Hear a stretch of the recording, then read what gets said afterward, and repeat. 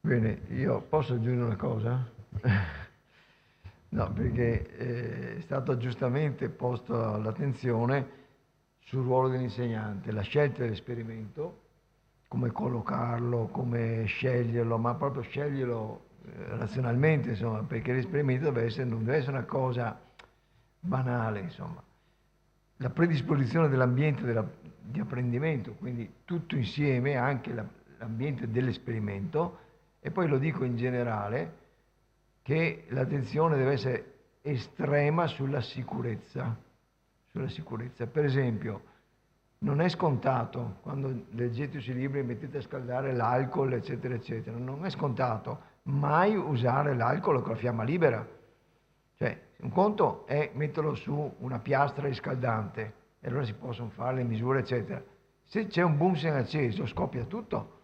Quindi, voglio dire, l'insegnante ha cervello e ci pensa, ma certe volte bisogna analizzare punto per punto tutte le fasi di esperimento per capire in quali momenti i ragazzi possono metterci le mani, in quali possono non invece essere direttamente impegnati, perché insomma l'insegnante ha la responsabilità dei ragazzi in classe, ecco, quindi voglio dire questo non va mai dimenticato, non va mai Tante dimenticato. che alcune le facciano, come abbiamo visto, l'insegnante, in caso della Sì, sì. temperatura. Sì, no, Devo dire che alla scuola media non si può usare il Bunsen, appunto.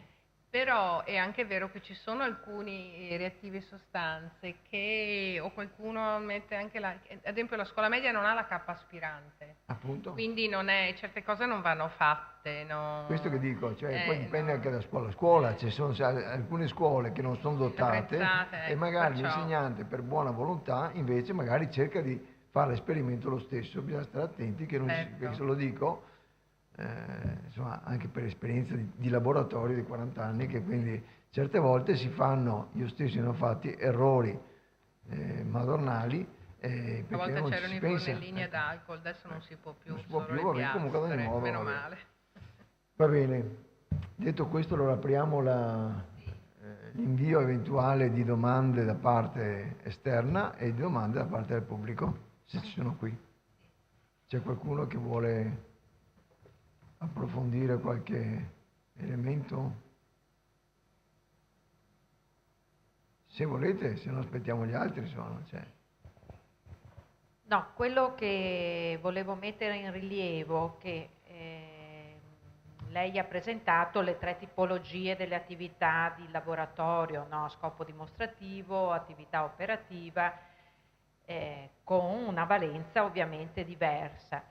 Volevo sottolineare che anche ciò che rimane ai ragazzi è fondamentalmente diverso, cioè il fatto di guardare e basta, o il fatto di fare, o il fatto di riflettere su come costruire un esperimento loro stessi. Ecco, cioè c'è una valenza proprio introspettiva molto diversa, quindi anche se purtroppo, chiaro, spesso anch'io ricado nei laboratori di tipo dimostrativo, non solo per un problema di pericolosità, di maneggiare alcuni prodotti, alcuni strumenti, ma anche proprio perché non abbiamo strumenti a sufficienza per far lavorare in gruppi quantomeno piccoli di 2, massimo 3 ragazzi, ecco. Quindi il laboratorio da questo punto di vista è un po', anzi molto sacrificato a livello almeno di scuola dell'obbligo, insomma. E anche vedo molte scuole superiori, certe volte i laboratori sono abbastanza poveri. Ecco, quindi è chiaro, sì, la, Sì, sicuramente dicevo che le competenze che si sviluppano con quelle prime due tipologie non sono quelle di alto livello che richiede l'OCSE, ad esempio, però potrebbero essere propedeutiche. Possiamo comunque scegliere attività dove non è necessaria una strumentazione, diciamo, sofisticata. Possiamo fare modellini con bottiglie, con contenitori, con cartoncino. L'importante è l'approccio problematico. Cioè al di là dopo, l'importante è questo, l'importante è che venga posto sempre come una problematica, andiamo a vedere assieme come potremmo fare. È molto interessante anche se loro si mettono a costruire dei modellini. Sto pensando al modellino delle articolazioni delle braccia, molto spesso vengono fuori errori anche lì, ma proprio concettuali. Oppure sul galleggiamento ci sono tutta una serie di attività. Se andate a vedere il sito delle Melapat, è pieno di attività con i bambini delle medie, che comunque qualcosa può andare bene anche a noi. E sul galleggiamento, ad esempio, con le bottiglie di plastica, con i fori, la pressione lo stesso, possiamo usare bottiglie di plastica, forarle, scusate, a varie altezze. Per quello, come diceva il professore, è chiaro che dobbiamo un momentino selezionare, andare a vedere quali esperimenti si adattano di più e si possono fare con materiale povero. Comunque, tutto quello che dove non è necessaria la sperimentazione, secondo me l'approccio va tenuto. Io lo tenevo anche in matematica dove potevo questo approccio. Cioè il problema, le ipotesi, andiamo a vedere, andiamo a fare, proviamo. Se penso piccole attività come l'isosincronismo del pendolo, lì fai presto, attacchi delle cose, però venivano fuori delle cose interessantissime, no? Perché dopo loro si ponevano il problema, ma se allunghiamo il filo, se lo accorciamo, ma secondo me è il peso dell'oggetto, secondo me è la forma. Venivano fuori tutta una serie dopo di altre attività che portavano avanti da sole e che a loro serviva per la discussione, per l'osservazione, per la misurazione sempre più perfetta. Veniva fuori il problema, facciamo la media aritmetica dei dati perché non tutti li avevano uguali. Perciò c'è da tentare, insomma, con materiale povero, cercare quelle sperimentazioni che si possono portare avanti con materiale povero. E dove non c'è la sperimentazione si va sui libri. Si va sui libri, cosa mangia quell'animale, cosa mangia quell'altra, facciamo una piccola ricerca, io ho trovato questo, secondo voi perché lui si nutre di questo o per quell'altro, l'ambiente, da lì dopo l'ambiente dove vive, come è fatto, eccetera. Sì, le indicazioni che do.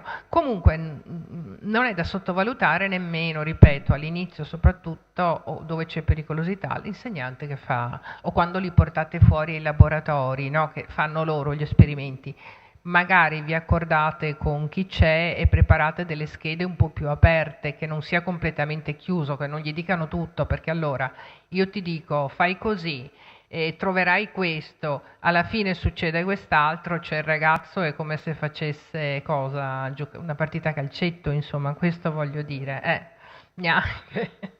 No, però magari loro si divertono a piastricciare, a fare, sempre contentissimi.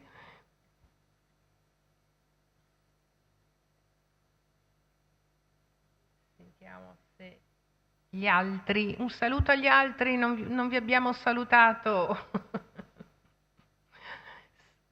Dobbiamo salutare, che non mi in attesa ricordo. di qualche sollecitazione da lontano. Ricordi chi sono? Salutiamo Rovigo, Verona, Vicenza e Padova. Buonasera a tutti.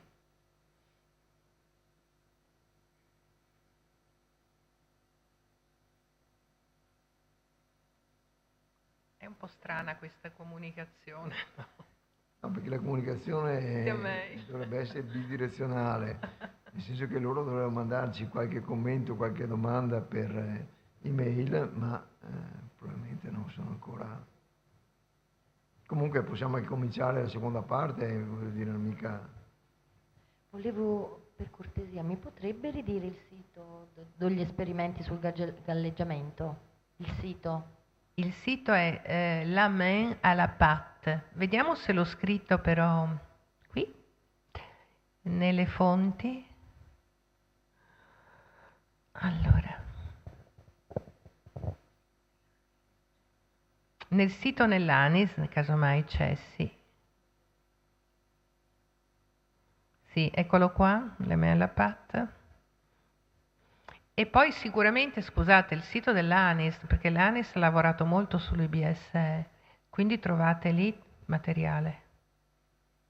l'Associazione Nazionale Insegnanti di Scienze Sì. Naturali. Ha lavorato con e sta lavorando con l'Accademia dei Lincei, però trovate più sul sito suo dell'associazione.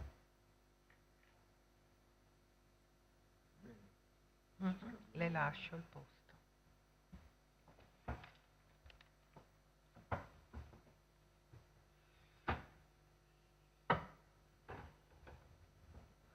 Allora, cambiamo posto e praticamente io presenterò la continuazione di quello che ho detto la volta scorsa. La volta scorsa si era chiusa con una richiesta da parte di un insegnante, mi pare che fosse una delle persone che sono qui, sul problema di come insegnare l'evoluzione. No? Cioè, l'evoluzione è difficile da insegnare. Io non mi ero mai posto questo problema, confesso, però ci ho pensato a questo punto, dico. E mettendomi nei panni dell'insegnante e anche dei ragazzi, bisogna fare uno sforzo molto complesso per cambiare dimensione dell'insegnamento. Allora io vi proporrò qualche idea, quindi andiamo alla seconda parte, eccolo qua, che si chiama "È difficile insegnare l'evoluzione biologica?" Forse sì, però cominciamo a esplorare questa cosa. Prima di tutto, cos'è l'evoluzione? Dal punto di vista semantico, la parola evoluzione dice tutto e non dice niente. Perché l'evoluzione è una trasformazione, perché noi chiamiamo evoluzione con un termine che è mutuato dalla storia, ma dalla storia della teoria dell'evoluzione, ma ha in sé anche un trabocchetto quasi, perché evoluzione sembra che venga da qualcosa e che anche nel linguaggio comune, usato dai giornalisti, dalla televisione, cioè da evolversi, anzi dicono, cioè, evolversi è migliorarsi, no? Ma in realtà non è detto che l'evoluzione migliori qualcosa, può darsi che peggiori, è una trasformazione. La trasformazione può essere positiva o negativa. È una trasformazione delle caratteristiche, nel caso biologico è delle caratteristiche di una popolazione di individui nel tempo. Evoluzione delle caratteristiche di una popolazione e poi diverse popolazioni di una specie. Questa è l'evoluzione biologica, ma il concetto di evoluzione è semplicemente trasformazione delle caratteristiche nel tempo.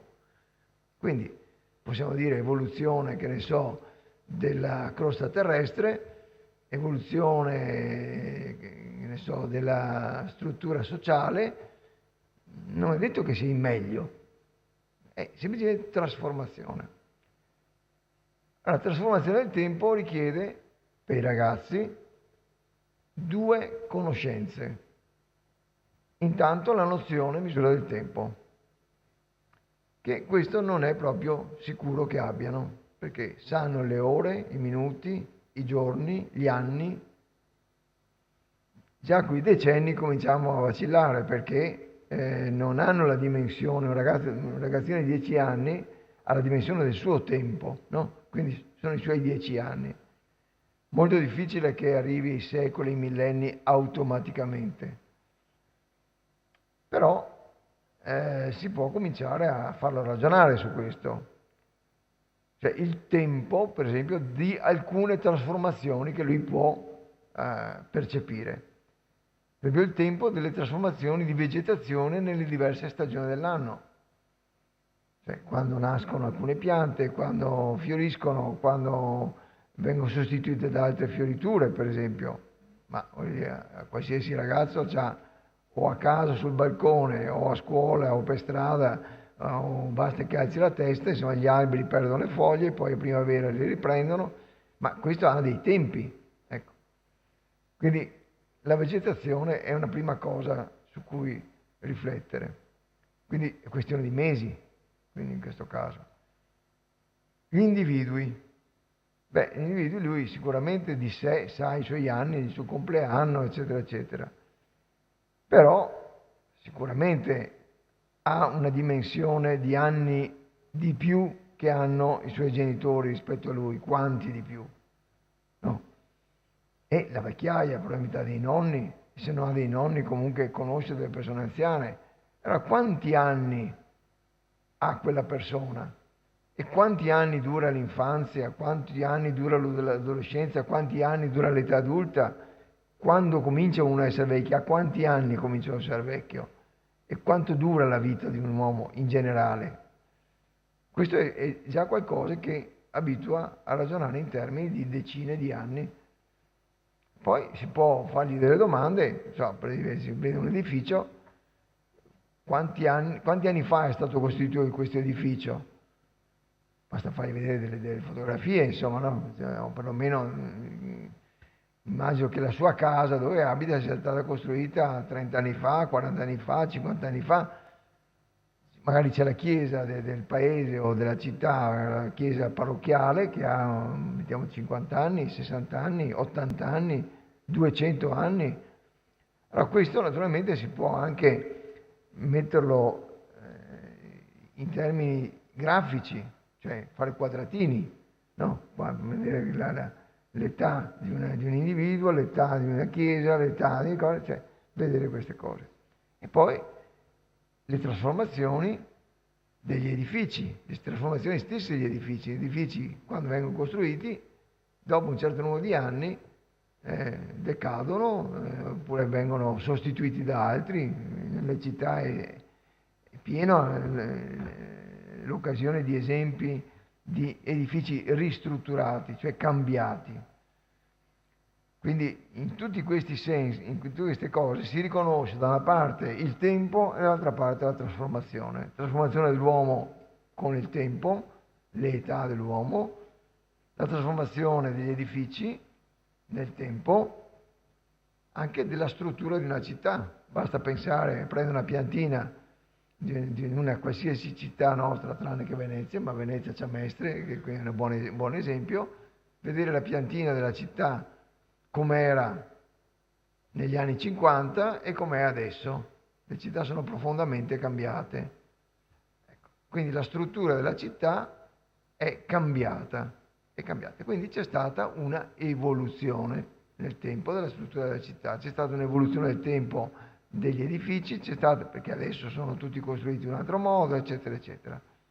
Quindi questa è una prima cosa di cui accertare la padronanza dei concetti da parte dello studente, del ragazzino. Tempo e trasformazione. Andiamo avanti. Ci sono altre trasformazioni di cui si può chiedere, quando loro hanno acquisito questa cosa, di fare delle stime. Le trasformazioni, per esempio, la desertificazione oppure il rimboschimento.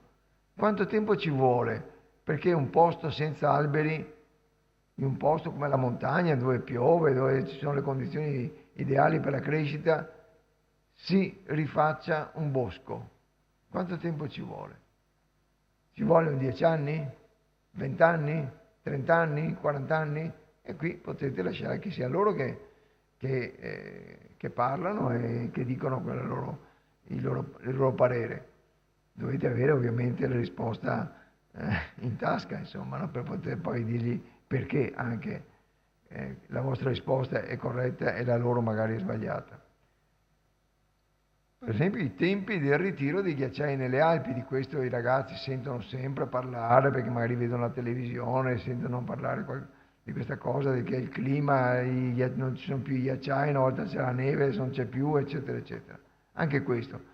Quanto tempo ci vuole perché si verificano questi eventi, questi fenomeni? Se avete fortuna di agganciarli con il ritiro dei ghiacciai, potete anche parlargli del ritiro della calotta di ghiaccio sull'Europa alla fine dell'età glaciale, dire ma guardate che tutta l'Europa era tutto un ghiacciaio, era coperta di ghiaccio spesso, e soltanto alla fine dell'età glaciale è cominciata a diminuire questo. E quindi questo già si proietta in un tempo molto lontano, di cui però dovete dare la misura, più o meno quando era che è successo questo.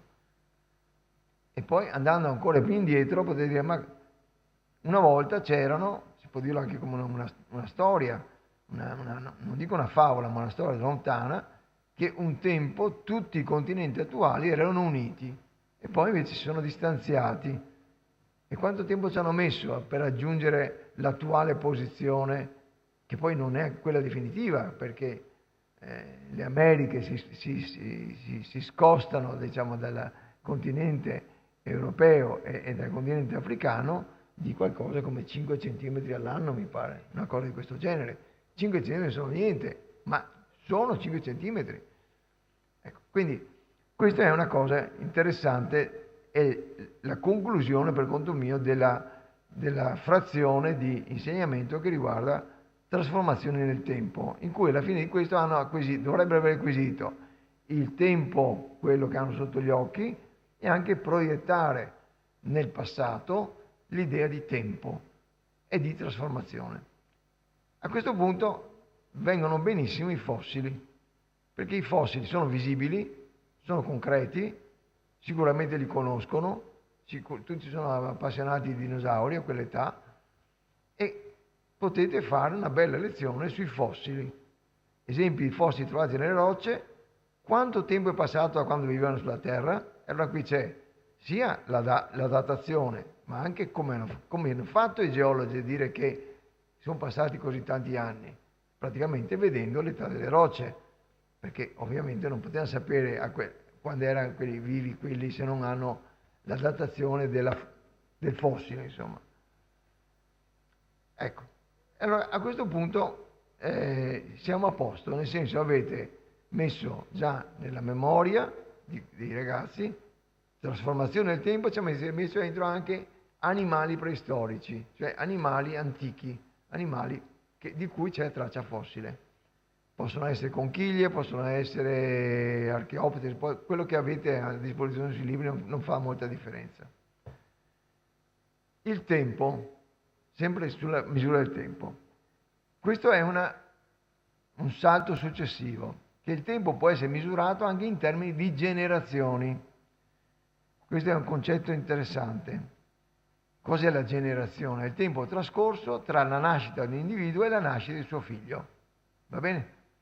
Nell'uomo in media 25 anni, adesso un pochino di più, un pochino di meno, ma insomma in media, se volete parlare anche della media, potete fare in classe a che età, quanti anni aveva tua mamma quando sei nato tu, e fate una statistica e vedete che più o meno, insomma, sarà un pochino di più adesso perché 25 insomma, ci stiamo allungando il tempo di riproduzione, comunque no, 40 no, ma insomma 35, 34, 32, insomma, comunque fate voi, insomma, non cambia molto.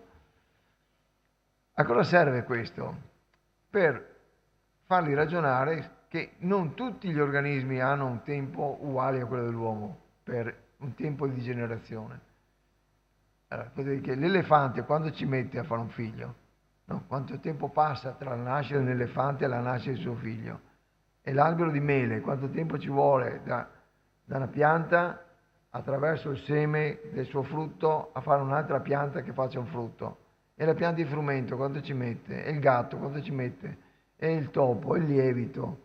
Lievito, sanno il lievito perché il lievito si usa in cucina e quindi sanno che è una polverina, ma dentro ci sono tanti, potete dire, ci sono tanti microrganismi. Batteri sono microbi, virus, sanno che esistono i virus perché non c'è niente di più diffuso e conosciuto dei virus. Sui batteri ancora credo che pensano che siano quelli che stanno dentro al water combattuti dalla candeggina, ma comunque insomma con qualche aiuto ci arrivano.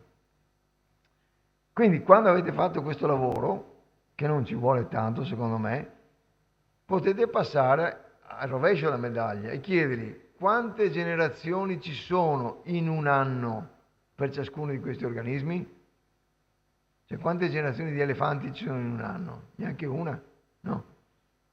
e di virus, e di batteri, e di lieviti, e di topi. Cioè, fate una costruzione in cui risulta a lui chiaramente che ci sono organismi che viaggiano di generazione in generazione a una velocità diversa da quella nostra. E questo è molto importante per le cose che vedremo dopo. Ecco, poi la trasformazione. La vostra immagine, la vostra visione è andata subito sui bassotti, ma bisogna arrivarci attraverso il ragionamento. Allora, trasformazione è una modifica, abbiamo detto prima, no? È una modifica o un insieme di modifiche, non cambia niente. Negli organismi, in tutti gli organismi, possono comparire improvvise modificazioni che gli scienziati chiamano mutazioni, hanno dato nome mutazioni, ma insomma sono delle trasformazioni. In alcuni casi queste trasformazioni osservate una prima volta si trovano anche nella discendenza, cioè nella generazione successiva. Per esempio i cani bassotti originano da, e noi potremmo dircelo tra di noi, mutazioni zampe corte in generazioni di cani di diverse razze.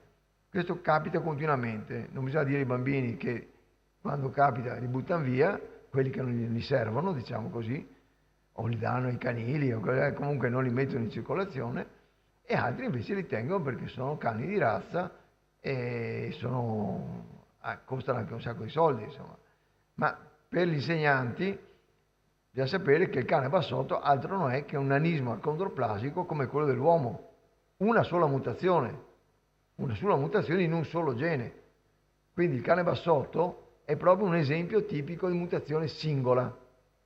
Questo lo dico per gli insegnanti, non è necessario che i bambini abbiano il concetto cosa vuol dire mutazione singola, cosa vuol dire mutazione complessa, lasciamo perdere. Però i bassotti sicuramente li hanno visti per strada, quindi sanno cosa sono.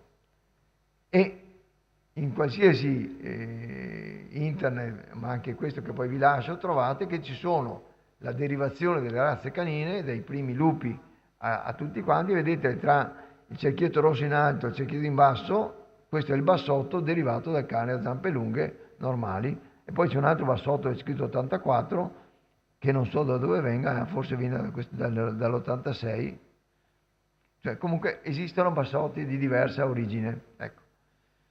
E sono tutti comunque a zampe corte. Ecco, che cosa avverrebbe nell'ambiente selvatico?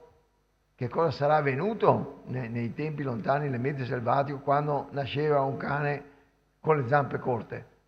Chiaramente un bassotto avrebbe avuto poche o nessuna probabilità di nutrirsi e di sopravvivere e di riprodursi, dato che la competizione era quella di cani con le zampe lunghe che corrono più veloci, prendono la preda e il bassotto disgraziato al massimo può mangiare quello che gli danno da mangiare, perché benché adesso tutti i cani mangiano le scatolette, ma una volta correvano dietro alle prede e le prendevano.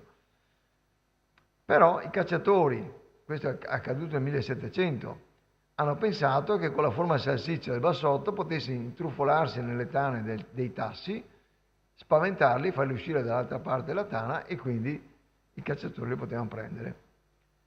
Quindi la caratteristica svantaggiosa nell'ambiente selvatico è diventata utile per l'uomo e vantaggiosa per il bassotto, perché il bassotto è stato da allora allevato, nutrito e fatto riprodurre. Quindi una condizione che in natura sarebbe stata totalmente svantaggiosa, e qui introduciamo l'elemento che è svantaggioso, è legato alla riproduzione, perché se non riesce a passare le sue caratteristiche alla generazione successiva, chiaramente questo è uno svantaggio. Quindi è possibile che una mutazione, aumenti anche di poco la probabilità che chi la porta arrivi all'età di riproduzione, si riproduca o abbia un numero di figli superiore alla media. Questa è la definizione di vantaggio. Anzi, direi che vantaggio è legato, è la probabilità che una mutazione aumenti la possibilità di arrivare all'età di riproduzione, di riprodursi o di avere un numero di figli superiore alla media. Queste tre cose sono diverse, capite, no? Perché una cosa, arrivare all'età riproduttiva, è la sopravvivenza pre-riproduttiva.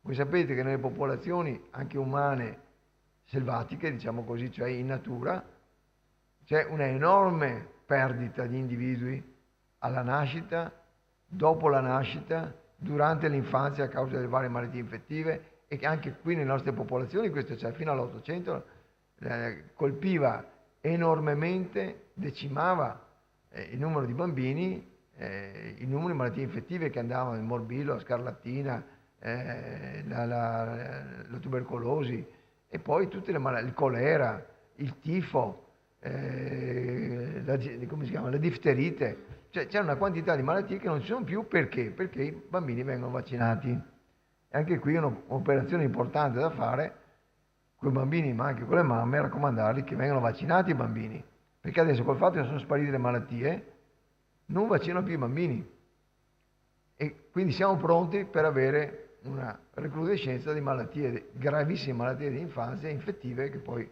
non si sa cosa succede. Vabbè, torniamo alle nostre cose.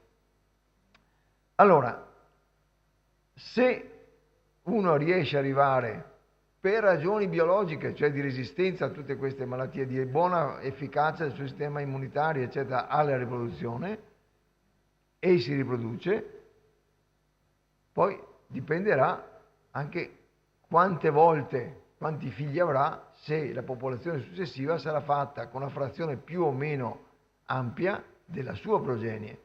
Quindi è chiaro che è una riproduzione competitiva, no?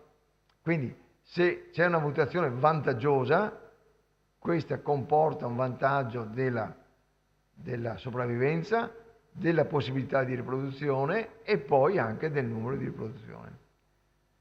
Devo dire che in questo caso la cosa è più complicata di quanto lo sto dicendo, perché ci sono strategie non pensate, ma modi di riprodursi nel campo animale che sono molto diverse. Ci sono alcuni animali che fanno tantissimi figli, cioè tantissime riproduzioni, con la possibilità che qualcuno ne rimanga, altri invece che puntano, si fa per dire, insomma, che fanno pochi figli, e questi pochi sono molto ben fatti, sono molto ben, virgolette, curati.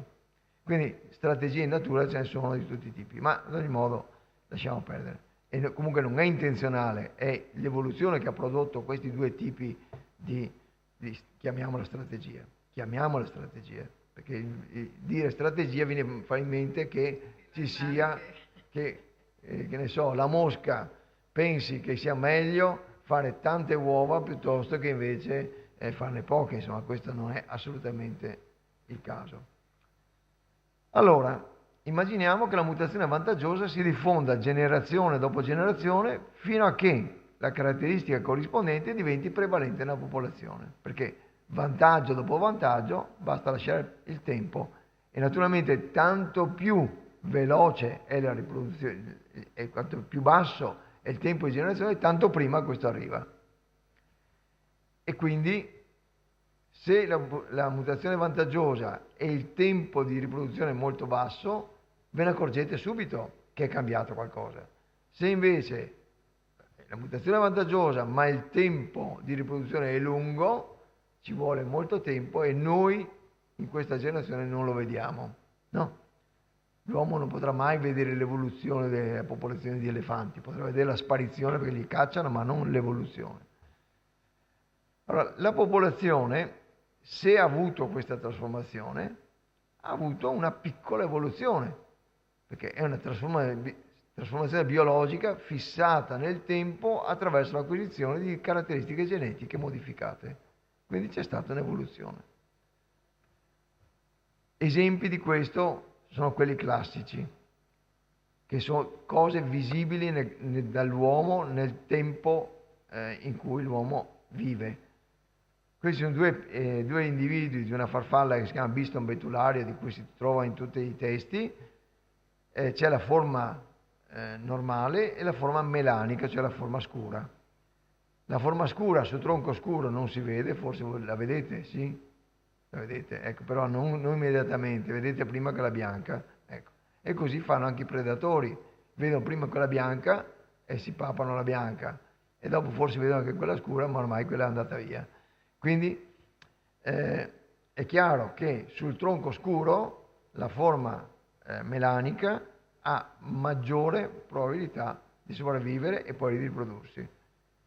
Questo è l'esempio classico perché è successo che ai tempi degli anni 50 e 60 nella Gran Bretagna, con un grandissimo, come si può dire, inquinamento ambientale da fumo di carbone, da fumo di varie di industrie che andavano a carbone proprio, quindi con fumi senza fine,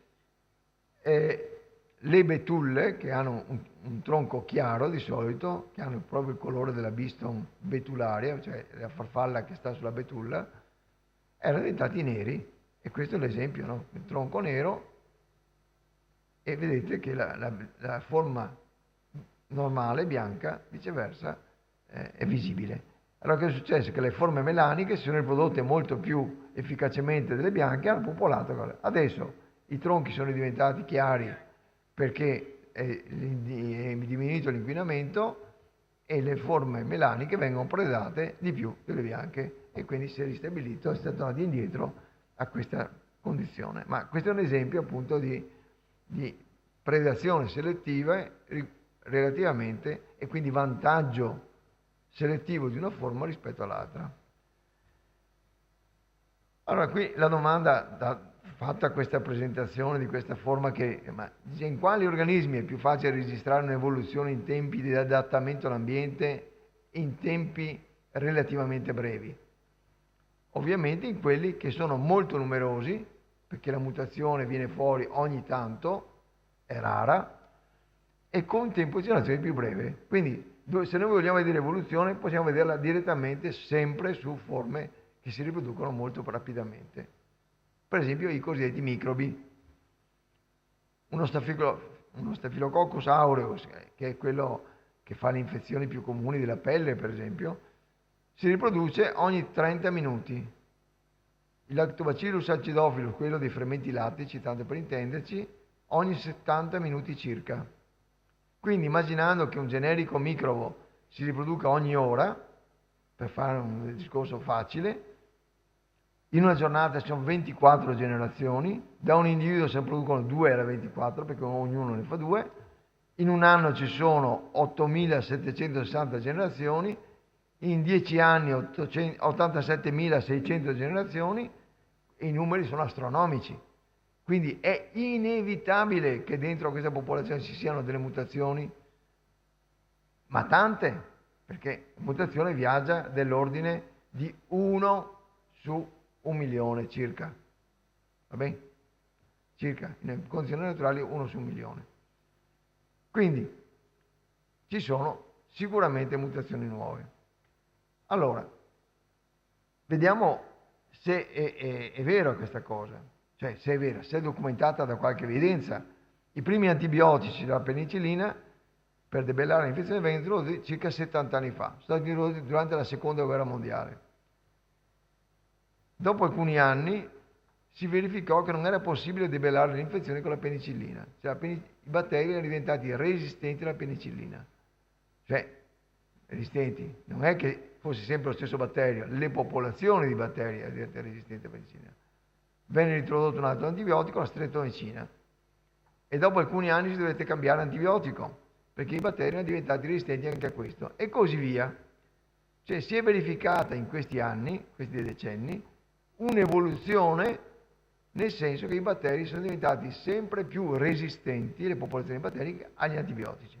Tant'è vero che oggi i medici, anche i medici di base, sono molto restii a ordinare un antibiotico. Perché? Perché l'impiego su larga scala degli antibiotici di ultima generazione rischia di selezionare ulteriormente popolazioni ancora più resistenti.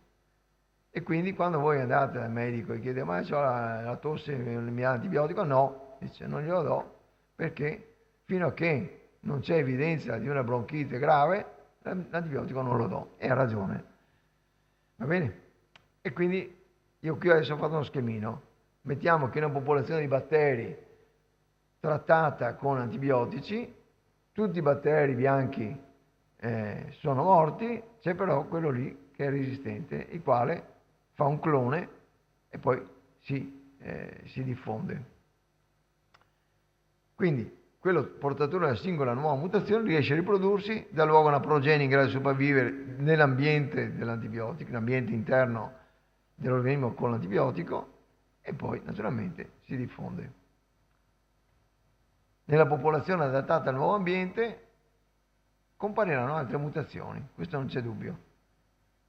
Popolazione che si intende non quella interna a quell'organismo, ma nella popolazione generale di batteri che sono diffusi nella popolazione nostra. I batteri non si vedono, ma ne abbiamo a tonnellate, insomma, tonnellate. Non so se possono dire a tonnellate, ma per dire un centimetro quadrato della pelle lavata con la doccia e col sapone contiene, mi pare, 100-200 batteri. Dopo aver grattato conviviamo, a volte dall'altra parte, insomma, non c'è niente da dire. Batteri ce ne sono tanti, patogeni, quando sono patogeni, cioè fanno malattie, e quindi devi stare attenti, insomma. Ecco, allora abbiamo detto quello che ho detto fino a questo momento è adattamento genetico alle variazioni ambientali. Perché la popolazione come ha fatto ad adattarsi? Attraverso una mutazione genetica che non è diversa da quella di cani bassotti, è una mutazione di una caratteristica. In questo caso la caratteristica è la resistenza agli antibiotici. La mutazione è sempre associata al processo di duplicazione del materiale genetico. È per questo che dico 1 su 1.000.000. Praticamente un nucleotido su 1.000.000 cambia per caso. E queste nuove mutazioni possono essere vantaggiose, svantaggiose, cioè non c'è una, come si può dire, una previsione se sia mutazione vantaggiosa o svantaggiosa, è casuale. Ci sono agenti chimici o fisici che possono aumentare la frequenza di mutazione, per esempio radiazioni ionizzanti, radiazioni ultraviolette, moltissimi composti chimici. Quindi quel numero che avevo detto io in condizioni naturali, in realtà può essere anche maggiore la probabilità che avvenga una mutazione. E quelle mutazioni che si derivano dal DNA sono comunque ereditate da chi riceve in eredità quel DNA. Va bene? Quindi le mutazioni vengono trasmesse di generazione in generazione. Popolazioni di microrganismi sono in genere in grado, dicevo, di adattarsi molto rapidamente alle mutare delle condizioni ambientali, in quanto costituite da numerosissime unità in grado di riprodursi molto velocemente. Quindi la mutazione arriva di sicuro viene trasmessa e va immediatamente ad amplificare la popolazione di resistenti rispetto a quelli dei sensibili all'antibiotico. Quindi, qualora questa condizione si verifichi, cioè che ci sia una mutazione vantaggiosa, la mutazione vantaggiosa verrà necessariamente ereditata da tutti i discendenti e consentirà che in poche generazioni la popolazione raggiunga nuovamente la dimensione numerica che rende estremamente probabile la comparsa di nuove mutazioni. Quindi, di nuovo, mutazione improvvisa, il clone, la popolazione nuova, alcune di queste possono avere ulteriori vantaggi e via via ampliare la dimensione di questo clone competitivamente con le altre. Quindi l'evoluzione in termini adattativi dipende quindi in sostanza da mutazioni casuali, il cui vantaggio risulta a posteriori. Nessuno sapeva prima che quella mutazione era vantaggiosa, si è dimostrato dopo, anche se invece a chi osservatore non attento vede questo fenomeno, dice il batterio ha mutato per essere resistente, per resistere all'antibiotico. No, non è assolutamente così. Non esiste nessuna finalità nella mutazione. La mutazione è totalmente casuale. Totalmente casuale. Allora, è chiaro che se nel modo di parlare si dice che l'animale si è evoluto per qualcosa, introduciamo nella testa dei poveri ragazzini un baco che non li abbandonerà mai più.